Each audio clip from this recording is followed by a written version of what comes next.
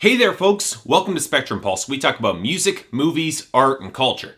And today we're going to be talking about the new album from Joe Nichols, titled Crickets. We return now to our country story already in progress, as more and more artists drift to the sides of the widening divide between those who are concerned about the pop and rap tendencies in mainstream country music as it drifts toward more popularity. This would be your Zac Brown, your Gary Allan, your Alan Jackson, your Casey Musgraves, and those who are riding out the trend as long as they can. This would be your Jason Aldean, your Luke Bryan, your Tyler Farr, you're Justin Moore. Now, recently, there's been a surprising addition to the neo-traditionalist country group, or at least those who have expressed some sort of concerns about the direction that mainstream country music is taking. This is from Jake Owen. Now, for those of you who don't know who this guy is, he's a mainstream country star whose most recent single sticks so closely to the tailgates, booze, and girls template that it's kind of astonishing. And while those of you who are hunting for hypocrisy could get whiplash at this most recent development, it's raising an interesting question all the same for those of you who love traditional country music. Where does one draw the line? Jake Owen has freely admitted that he doesn't write the deepest music in the world, but is this a genuine move, or is this just the savvy calculation of a smart businessman knowing that the trend in the mainstream has reached its peak? And even if it is rooted in genuine feeling, which to me, it kind of seems like it is, will the traditional country music scene be willing to accept the guy who performed Barefoot Blue Jeans Night? This is one of the funny things about country music. There's always going to be some room for good time party tunes, and to some extent, defining a hard line on authenticity to exclude that group could prove detrimental in the long run. Heck, even the Zac Brown Band wrote their fair share of golf and western inspired music with songs like Toes, Knee Deep, and Jump Right In. Of course, the majority of country acts aren't protesting the concept of the good time party tune. No. Their targets are the small group of songwriters behind the material who churn out song after interchangeable song that only seem to sing lower and lower points of leering debauchery. And if we're looking for an act that might just be an obvious target, Joe Nichols would be near the front of the line. Over the course of his 8-album career thus far, he has writing credits on 7 songs, and none of them are on this album, which we're going to be talking about today.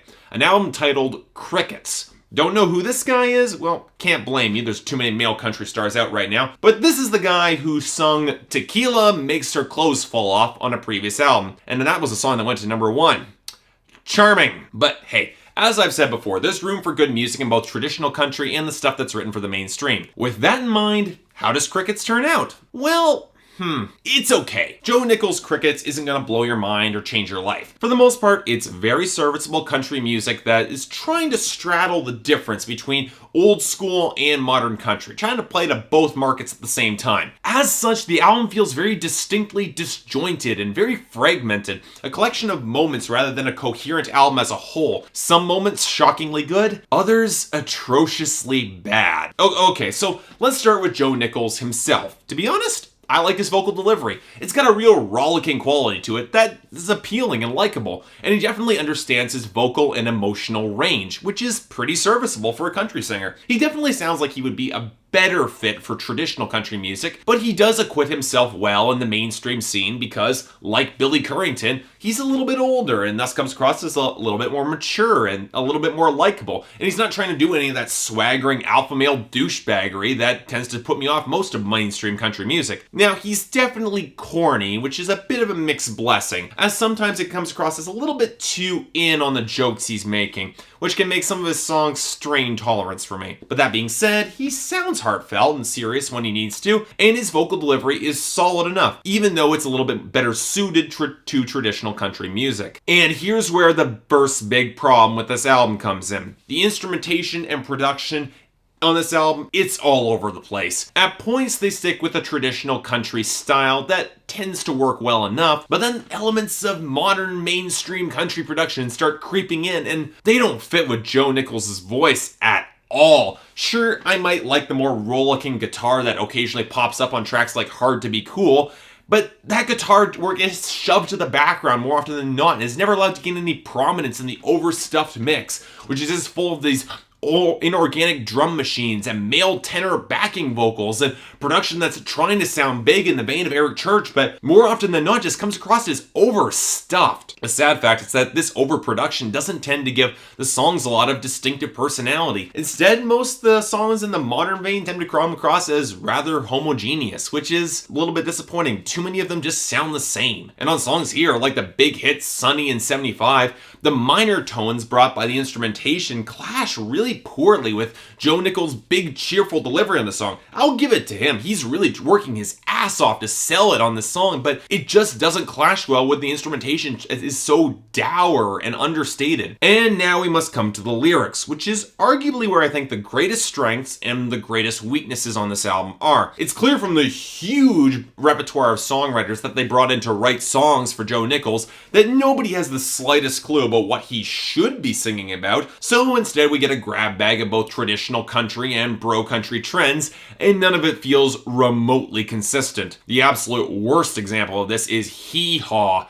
No, seriously. Where Joe Nichols starts trading country-themed sexual double entendres, it just gets gross and juvenile in a hurry. The problem here is pretty simple. Joe Nichols is a bit of a cornball, and his jokey, kind of self-deprecating style doesn't really fit well with the alpha male pickup girl style of country music that he's handed on the weaker tracks of this album. He's a better fit for traditional masculine country, and it's on songs like Better Than Beautiful and Footlights where he actually really stands out. But the absolute best track on this album, and it's in contention for one of the best songs of the year and clearly my favorite, is Old School Country Song. I'll say it.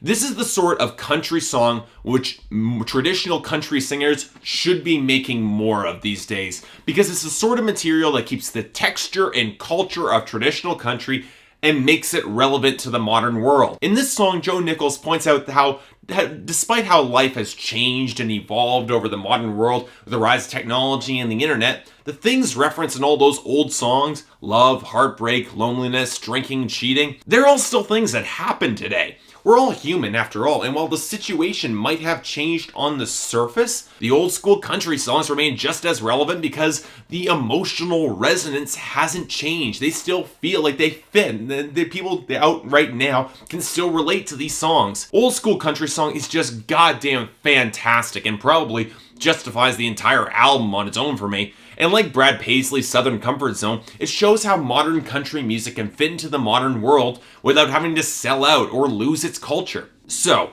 what about the entire album as a whole? It's okay. But outside of Old School Country Song being downright amazing, it's a hard record to recommend. There are more good points than bad points, to be sure, so it's getting a 6 out of 10 from me, but I don't quite think it's as good as it could have been, mostly due to the inconsistent production and tone, to say nothing of a few of the stupider songs that really should have been cut from this rather long album, 16 tracks. In the end, if you're a fan of Joe Nichols, you're gonna get more of the same here from this record, and you'll probably like it. But if you're casually interested, well, check out Old School Country Song, and then it's up to you whether or not you check this one out. I've got nothing. And as for country as a whole, I gotta wonder, what would happen if Joe Nichols came out in favor of traditional country music? Just for the reaction. I'm just curious about that at least. So yeah, thanks a lot for watching. If you'd like to like and subscribe, I'd be more than grateful. If there's any other records you'd like me to check out, or if there's anything I might be able to do to improve my presentation, I'm more than willing to listen. Until then, see you next time.